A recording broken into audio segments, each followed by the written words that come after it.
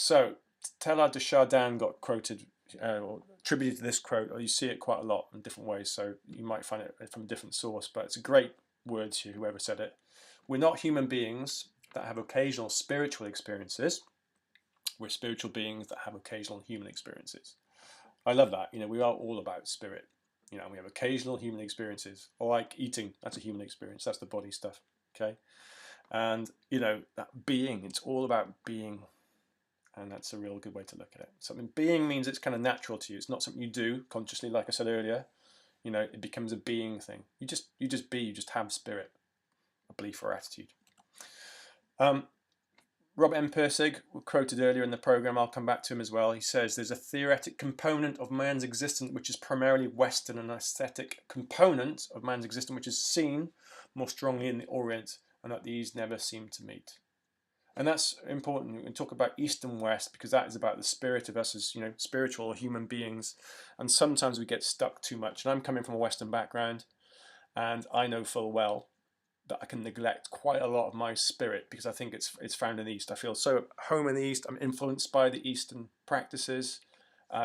Meditation. If you're going to attribute it to an Eastern practice, I'm not a monk living in a cave in the Himalayas, although I wouldn't mind that at times.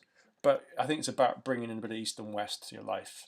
I really do. You probably saw the interview with Jazz, who's from actually near the Himalayas where he was born, and he's done that in his life and his work. He integrates Eastern and Western practice.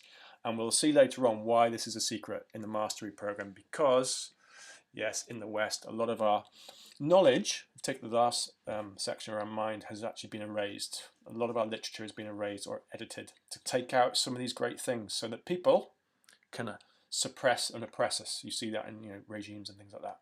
Okay, so really find out what this spirit means to you and really tap into it and find out where you can use it most.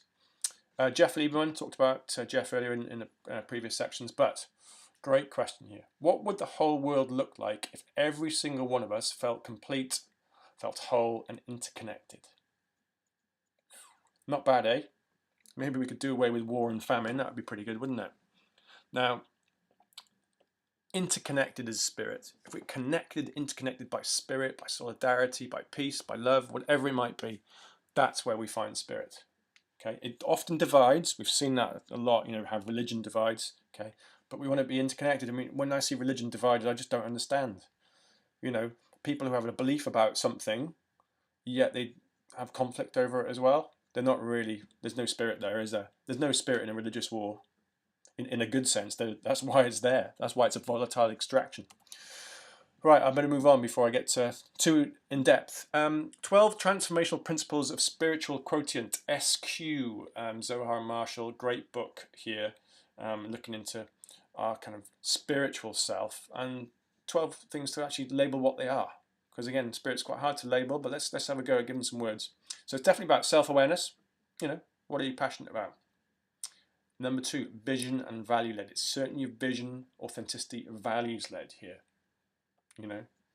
My spirit is to share as much as I can of my knowledge and science and everything else, and that's what's led me to this course today, to share it. That's my vision, and that's the value I want for you. Spontaneity, so it's not necessarily a planned thing. That Western planned nature can take away some of our spirit. Holistic, this course, depending on your definition, is holistic, because I'm calling upon you, yes, to develop spirit as well as your mind and everything else. Field independent, that means that you can be independent, literally, if you're in a field of other people doing the same thing. How can you find independence in what you do? So it's skillful, doesn't mean you're going off the rails, but skillful independence. Humility, being humble. Next 6, ability to reframe. So someone has spirit is ability to look at something in a different way. Okay? Rather than see it as a problem, they can see it as an opportunity. Ask fundamental questions. You're going to be asking that question, who are we, why are we here, what is it all about, what does it mean, why does she do that, why do I do that? Ask open and bold questions. Number 9, celebration of diversity. That's where spirit comes in, that real diversity in terms of interests, backgrounds, race, religion, whatever it might be. Positive use of that diversity is a great way. And in with yourself, the diversity you have, we know from our earlier session, is about flow. Are you logical or intuitive? That's diversity, but use it positively. Don't beat yourself up because you're not analytical. That's not a positive use of that. Embrace it and use it and start to develop it. Compassion ties in nicely with some of the emotional stuff we talked about, heart, and a sense of vocation, a sense of being and meaning. I think it should be a sense of vacation as well. How about that? We'll make that the 13th. Sense of holiday, that playfulness and freedom. So there's 12 ways to describe what it means. An SQ is a good way of looking.